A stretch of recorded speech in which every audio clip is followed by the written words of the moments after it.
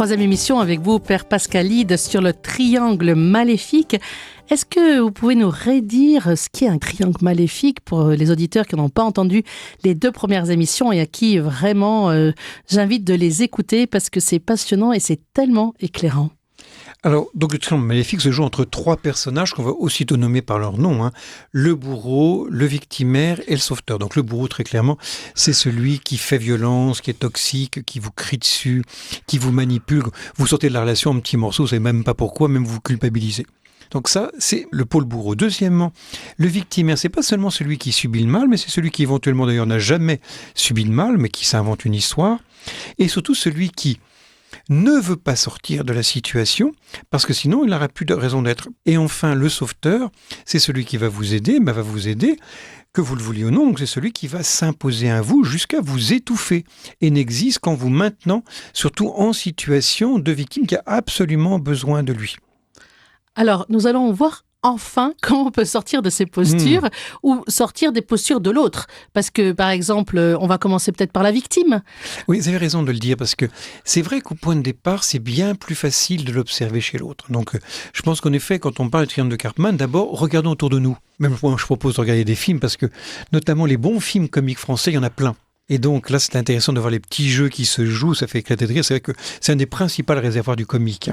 Ça, c'est un premier point, donc en effet, de l'observer précisément avec la grille de symptômes, parce que c'est quasiment une approche médicale qu'il faut faire pour bien repérer et être précis. Maintenant, ce qui peut être intéressant aussi, c'est le deuxième moyen que je conseille, c'est prenez une relation qui vous est difficile. Je ne sais pas, moi, une relation avec un voisin, avec un parent, et ça fait des années, et vous n'arrivez pas à en sortir.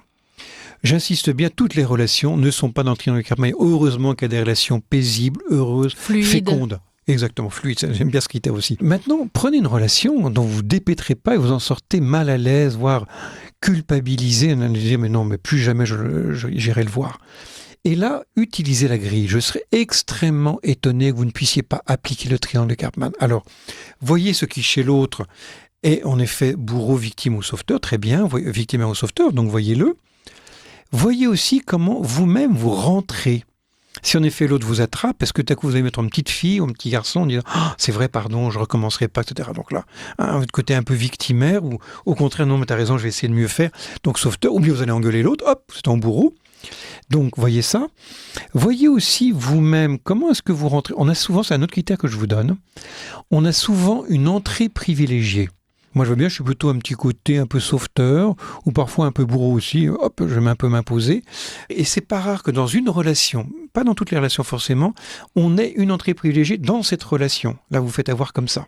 Alors, je dis aussi pour rassurer les auditeurs, même si ça fait 20 ans que je connais le triangle de Karpman, malheureusement, je me fais encore avoir. Alors, je me fais quand même beaucoup moins avoir qu'avant, mais c'est pour dire que, en fait, la vraie différence, c'est pas entre ceux qui jouent et ceux qui ne jouent pas, c'est entre les joueurs amateurs et les joueurs professionnels. Et ce qu'il faut bien sûr éviter, c'est tomber dans les joueurs professionnels, en sachant que les joueurs professionnels, ils ont de tels bénéfices secondaires que même s'ils écoutent l'émission actuellement, ils n'ont pensé qu'à une seule chose pendant toute l'émission, c'est ceux qui justement jouent à cela. Si vous-même vous êtes un joueur amateur, il y a un moment ou l'autre, vous avez dit « tiens, ça parle de moi, tiens, j'ai envie de changer ». Ça, c'est bon signe. Alors, comment sortir du côté victimaire ? Alors, prenons donc un peu le premier pôle en se rappelant que, comme vous le disiez très justement Bénédicte, ce sont bien des personnages et pas des personnes, c'est qu'on joue les 3 toujours, mais simplement avec souvent une insistance sur l'un ou sur l'autre. Alors, ces fameux victimaires, d'abord, moi, j'aime bien distinguer plusieurs types de moyens. Il y a des moyens psychologiques, des moyens éthiques et des moyens spirituels. Ça me paraît intéressant. Bien sûr, je ne trouve pas ça dans les livres de psychologie. Donc, il faut attaquer par plusieurs angles. Et je vais vous le dire aussi tout de suite, quand vous en prenez conscience, c'est pas parce que vous en prenez conscience que vous allez changer tout de suite. Ça fait 20 ans que vous êtes dedans. C'est tellement rodé qu'il va falloir quand même du chemin. Je crois que j'ai trouvé une solution peut-être pour les victimaires, c'est de lire votre livre sur la gratitude. Ah, c'est bien, ça, c'est joli ça. C'est vrai que le victimaire, en fait, n'a aucune reconnaissance pour celui qui va l'aider. D'ailleurs, il ne fait pas de demande, pour ça qu'il est toxique, et donc forcément, nous n'avons pas de demande. C'est comme l'infirme de Bethsaïda, il ne remercie pas Jésus. Extrêmement frappant. Alors, d'abord, prendre conscience, on disait tout à l'heure, donc c'est prendre conscience que là, dans ce cas-là, je suis en train de râler, de me plaindre. Moi, je conseille bien, moi-même je l'ai fait, c'est le fameux, vous savez, élastique que vous mettez à votre poignet.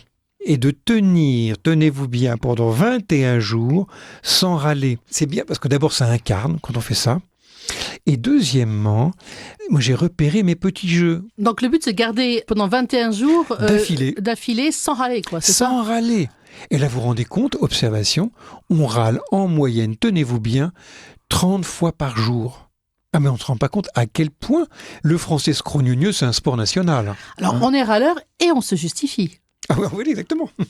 Et puis en plus, c'est ça le victimaire. La responsabilité, c'est le gouvernement, c'est l'autre, c'est l'éducation nationale, c'est la SNCF. À moi, non. Aux États-Unis, vous avez un professeur qui manque dans une école. Le lendemain, il y a déjà un lobby de parents qui se met en place pour remplacer le professeur. Donc, prendre conscience de l'attitude victimaire, prendre conscience de ces justifications. Donc, je vous dis, vous prenez notre situation et voyez qu'en général, dans quel registre vous prenez vos petites justifications. C'est la faute à Rousseau, c'est la faute à Voltaire. Oui, ou mon enfance malheureuse. Ou... Ah oui, exactement. Alors là, avec mon histoire, vous comprenez, en effet. Bon. Donc, troisièmement, prendre conscience des bénéfices secondaires. On disait tout à l'heure, le petit enfant, en effet, pour sortir de la maladie, il n'aura plus tous les cadeaux qu'il avait avant. Il n'était plus le centre du monde s'il sort de la maladie. Exactement, c'est le bon mot. Et tout à coup, en effet, on se rend compte que là, on va en effet être banalisé. Prendre conscience, quatrième moyen, des effets toxiques de sa plainte. Même sur soi-même déjà. Mais vous avez raison. Il y a une amertume, on n'est pas bien. Ça rejoint exactement ce que je disais tout à l'heure, Monique, c'est très juste de dire que celui qui vit dans la reconnaissance, eh bien là, il va transformer la tristesse et l'amertume. C'est pas que de la tristesse. L'amertume, c'est une tristesse chronique mêlée de colère. Et finalement même d'une espèce de désespérance. On ne va pas en sortir. L'amertume, le ressentiment, c'est comme les regrets. C'est un des sentiments les plus destructeurs à l'intérieur de soi. Alors que justement, quand je prends conscience, moi, en l'occurrence, j'ai un cahier de gratitude. Tous les jours, j'écris sur mon cahier de gratitude. Et là encore, c'est exactement comme l'élastique au poignet. Les petits moyens qui nous changent, c'est les moyens que nous incarnons par des petits gestes quotidiens, j'insiste. Petits, donc à notre portée, gestes, c'est-à-dire que c'est concret. Et troisièmement, quotidien. Je ne change pas si je ne mets pas en place des petites habitudes nouvelles tous les jours.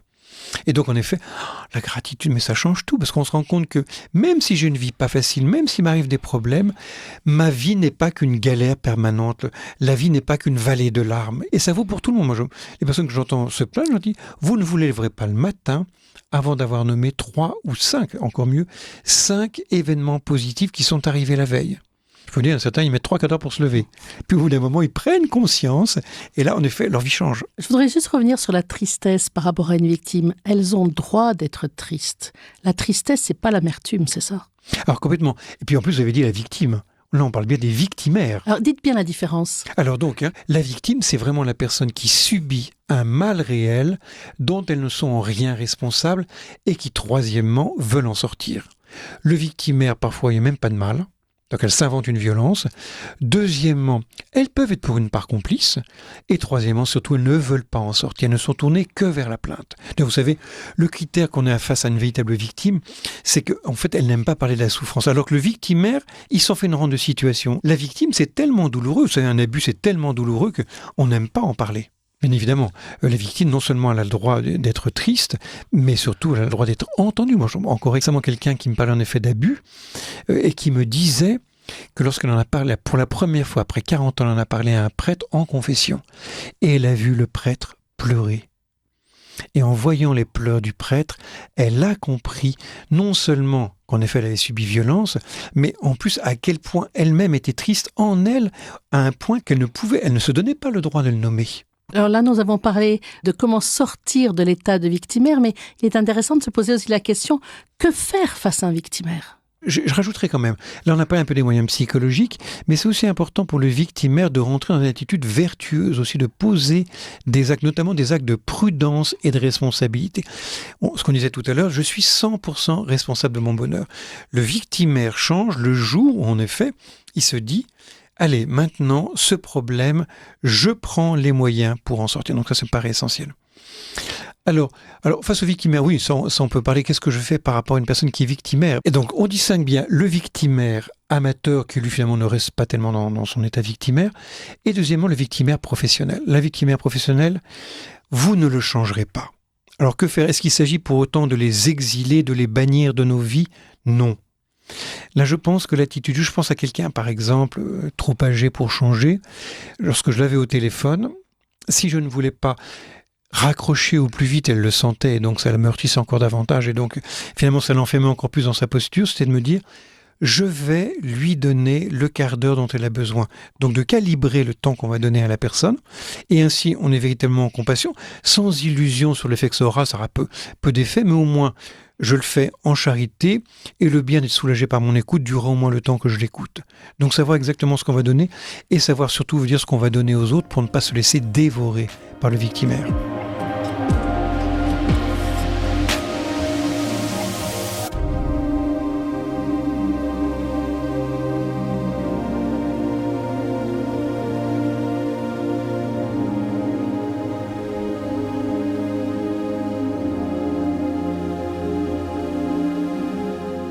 Pascal Ide, alors nous avons parlé donc du victimaire qui est différent de la victime.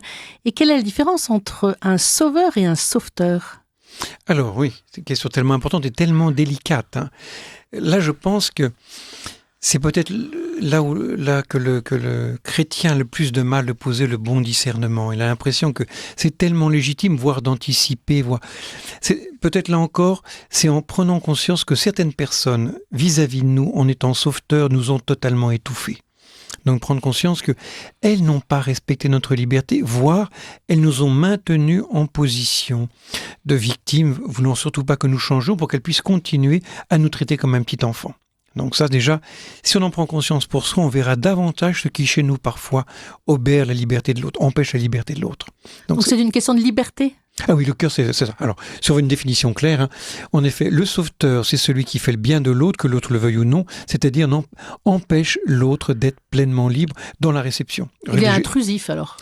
Exactement, il est intrusif. Jésus, vous voyez, il pose la question, que veux-tu que je fasse pour toi ? Donc, le véritable sauveteur, il ne va pas anticiper, il va dire à l'autre, tiens, moi je veux bien te rendre service, est-ce que tu veux ? J'ai un peu de temps libre le week-end prochain, est-ce que tu veux en effet que je t'aide pour ton déménagement ? Il ne va pas en effet tout dégager avant sans que l'autre le sache.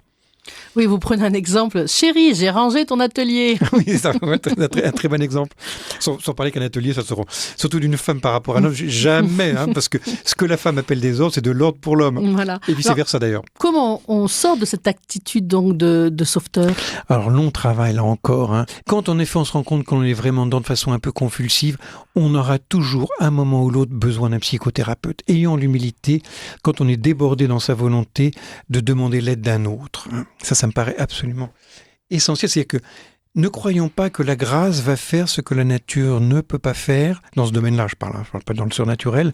Ni de croire que si ma volonté n'y arrive pas, veut dire de croire que finalement, à force de petits efforts, non. Là donc, l'aide d'un psychothérapeute est indispensable parce qu'il y a très probablement des mécanismes très profonds, très anciens. Et comme toujours, je conseille les thérapies brèves qui sont à la fois efficaces, véritablement guérissantes et qui permettent aussi d'aller là où la conscience ne peut pas aller parce qu'on ne peut pas avoir conscience des traumas quand ils sont extrêmement anciens. Donc je renvoie juste aux émissions, entre autres, sur l'autothérapie. Alors on a fait des émissions sur le MDR, sur l'EFT, c'est ça les thérapies graves, l'hypnose. Ce sont des méthodes extrêmement efficaces, validées scientifiquement et qui ont l'avantage, comme on l'indique, en effet, de quelques séances pour aboutir à des résultats. Cela étant, donc ça je pense en effet une aide ponctuelle me paraît précieux, donc prendre conscience en effet en général, donc nous sommes bien dans ce schéma-là, donc avec les différents symptômes, je m'impose à l'autre, ensuite prendre conscience de tout le narcissisme qui est derrière, c'est que l'air de rien, il y a c'est toujours difficile à entendre ça. Ah, c'est difficile à entendre, vous oui, savez. parce qu'on a l'impression que non, on n'est pas narcissique puisqu'on est tourné vers les autres. Comment ça se fait que quand vous m'en parlez de cette personne-là, par exemple, vous avez tellement d'amertume ? Et là, de prendre conscience de la toxicité. Et donc, finalement, certes, on est tel ou tel, mais quand on parle de telle ou telle personne, il y a une colère rampante qui est toujours là. Et là, en effet, c'est par rapport à tel ou tel. Et donc, ce critère qui est constant chez le sauveteur, même si c'est, je répète, à bas bruit que c'est présent chez lui. Il y a la joie de donner, mais de l'autre côté, il n'y a pas que cela. Alors, là encore, comme c'est en effet une pathologie du don, c'est vrai qu'il y a quelque chose de très beau chez le sauveteur, c'est vrai qu'il y a une très belle générosité, mais c'est pas parce qu'elle est bonne qu'elle n'a pas besoin d'être convertie et purifiée. Donc, autre moyen, prendre conscience de tous les bénéfices secondaires. On fait ça en effet à cause de l'image que l'on a. On a l'image de la personne qui est toujours serviable, qui répond toujours oui. Oui. Et maintenant, prenez conscience aussi de tout ce que vous faites subir à votre entourage à cause de ça. Vous n'êtes jamais à la maison parce que vous êtes constamment en train d'aider l'un ou l'autre et vous n'êtes pas là où vous devriez être. Travaillez un autre moyen, travaillez sur ses émotions. Le sauveteur, il est très souvent tourné vers l'autre, il n'est pas connecté avec lui. D'ailleurs, c'est pas rare qu'il se retrouve en burn-out ou en pré-burn-out parce que tellement en train d'aider qu'il ne se rend pas compte qu'il est en train de s'épuiser. Et ça touche un autre point important, travailler sur l'estime de soi. Parce que la personne elle-même va jusqu'à manger, parfois c'est même ses économies, en tout cas prendre sur son temps, prendre sur son énergie. Et donc, elle va donner à l'autre ce qu'elle se doit à elle-même, pas seulement à ses proches. Mais comment on peut travailler sur l'estime de soi ? Il faudrait une mission entière là-dessus. C'est un long travail. Alors, juste en 2 mots, je conseille l'excellent livre de Christophe André, Imparfait, libre et heureux. C'est un des plus beaux livres qu'il y a sur l'estime de soi. Les 2 grands moyens pour nourrir l'estime de soi, c'est accueillir les paroles valorisantes de l'autre. Pas entraîner, mais non, c'est pas vrai. Non. Les paroles de reconnaissance, on en a besoin. Ce n'est pas de l'orgueil. Et deuxièmement, les réussites. On se nourrit de nos réussites, là encore, en y croyant. Sinon, on est des citernes crevassées qui ne retenons rien. Ça, c'est les 2 moyens. Bon, là, il faudrait détailler, je répète. Alors, je renvoie à l'émission de La vie est un art avec Christophe André, qui est justement imparfait, libre et heureux. Ah, merveilleux. Un autre moyen, les sauveteurs ne savent pas dire non. Et là, je parle aussi à mes confrères prêtres. Vous connaissez bien ces personnes qui vont venir vous voir, qui vont dire « Est-ce que vous ne pourriez pas faire l'enterrement de mon père ce jour-là ?» Et ce jour-là, c'est le jour de repos. Et ça fait 3 semaines que vous avez sacrifié votre jour de repos. Et vous ne savez pas dire non. Et vous croyez qu'en effet, c'est de la générosité et de la charité. Il arrive un moment, ça n'en est plus. Parce que vous commencez vous-même à puiser dans vos réserves personnelles. Et moi, je vois ça quand je parle avec des prêtres, quand je demande quels sont ceux qui ont du mal à dire non, une majorité lève la main. Et c'est pour des raisons, d'ailleurs, quand ils sont honnêtes, ils se rendent bien compte que derrière, on se mire dans le regard de l'autre, on manque de liberté intérieure. Rappelez-vous la parole de Jésus en Marc 6. Venez à l'écart pour vous reposer un peu, alors que les malades ne cessaient d'arriver. Donc, ce n'est pas l'urgence pastorale qui mesure le repos. Il y a des moments où l'urgence pastorale est toujours là et il y a besoin de se reposer. Et ce que je dis pour les prêtres, ça vaut bien évidemment aussi pour les mères de famille, pour les autres agents pastoraux, etc.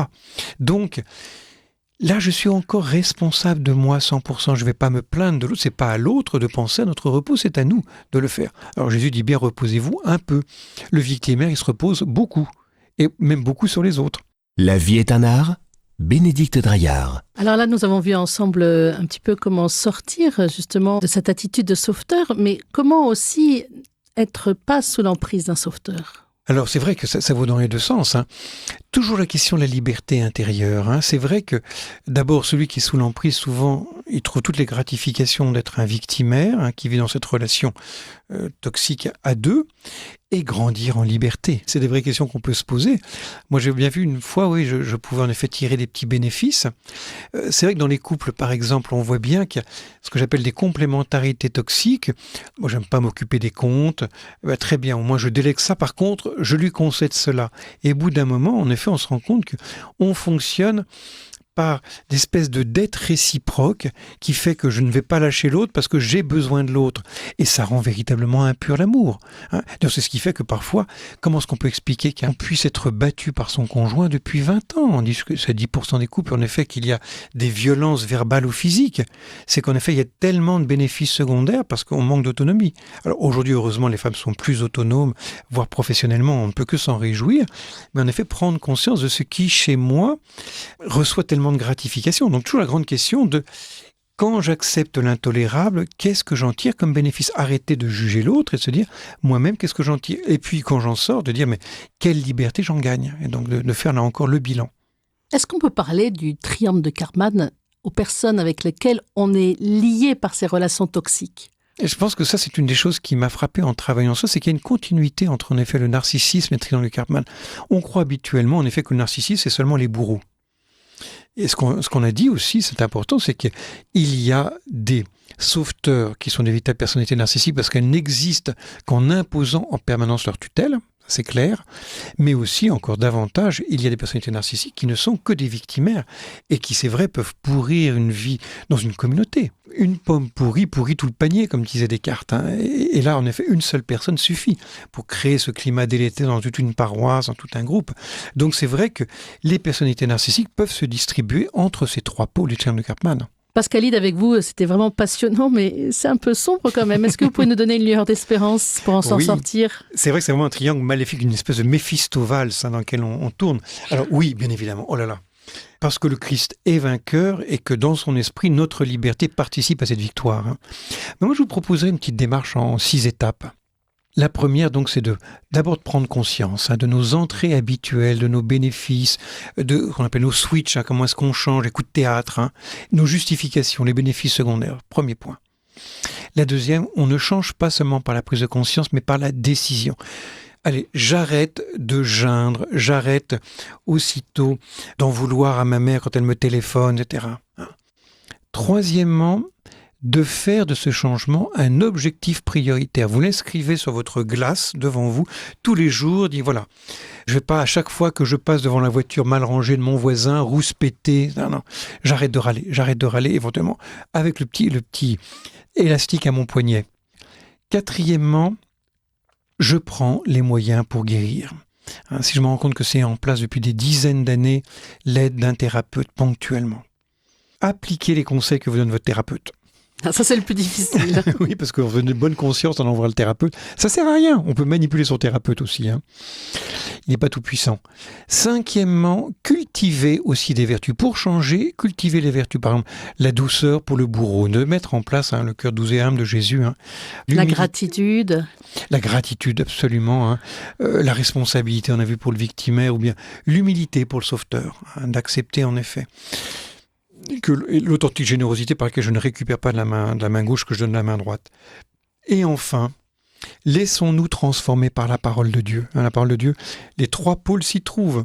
Je ne sais pas, par exemple, le victimaire pourrait méditer le paralysé de Bethsaida, par exemple, en Jean 5. Pour le sauveur, qui est donc un anti-sauveteur pour Jésus, il pourrait méditer sur l'aveugle de Jéricho. Que veux-tu que je fasse pour toi ? Luc, pardon, je me suis trompé, c'est Luc 18, pas Luc 10. Et tiens, le bourreau qui se convertit, l'extraordinaire exemple d'Élie. C'est premier livre des rois, chapitre 17 à 19. Donc Jésus lui-même, Dieu lui-même va lui faire vivre le chemin pour qu'il s'adoucisse et là rentre dans une véritable paternité. Donc oui, il y a une véritable espérance. Et on passe du triangle maléfique au triangle bénéfique et fécond. Merci beaucoup, Père Pascalide. Alors, je rappelle bien sûr votre livre parce qu'il y a tellement de choses dans tout ce que vous avez dit qu'il est bon de relire les choses. Donc, c'est le triangle maléfique, sortir de nos relations toxiques. Et c'est édité aux éditions de l'Emmanuel. Au revoir.